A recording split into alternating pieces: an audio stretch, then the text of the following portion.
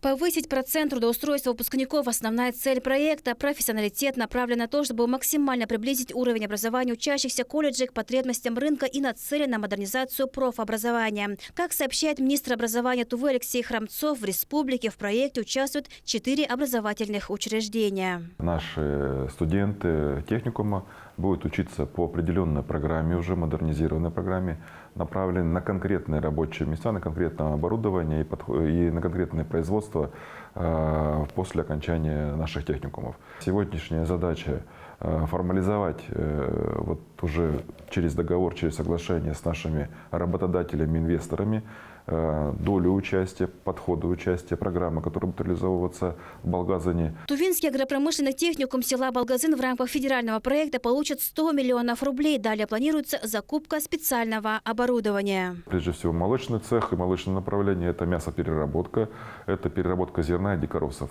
4 линии, которые будут сегодня реализованы в Балгазине. Это вложение не только деньгами происходит, там и интеллектуальная собственность может присутствовать, и это даже приветствуется, потому что технологии, которые сегодня использует бизнес, некоторые, они являются их собственностью, которым они будут делиться, и они становятся тоже уже нашими технологиями, которые можно применять в обучении студентов. Максимальное приближение к тому рабочему месту, на котором будут работать наши будущие выпускники.